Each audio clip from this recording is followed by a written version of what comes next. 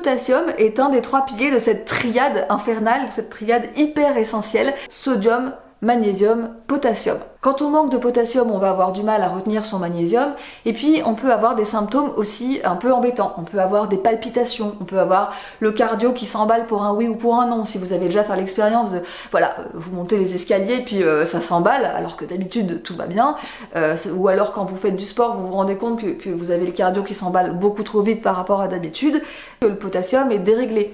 Ça peut être aussi la lèvre qui saute, ça peut être les jambes qui sont lourdes, ou alors avoir une espèce d'instabilité émotionnelle, sentir qu'on peut fondre en larmes d'un moment à l'autre.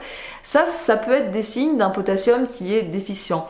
Et comme pour le sel, on peut ne pas avoir ces symptômes-là, mais on peut avoir juste un système mitochondrial qui est moins efficace parce que il n'a pas cet équilibre d'ions positifs et négatifs qui soit idéal pour son fonctionnement. Donc si vous voulez optimiser tout ça, il faut vous assurer d'avoir un apport en potassium suffisant. Pour un métabolisme en diète cétogène, on estime que atteindre les 1000 mg par jour, c'est déjà largement suffisant. Il faut juste savoir que le potassium, c'est pas un élément qui s'absorbe bien en complément alimentaire. C'est très souvent difficile de l'absorber, ça peut provoquer des réactions histaminiques, ça peut faire monter la glycémie. C'est pour ça que c'est mieux de le consommer dans les aliments.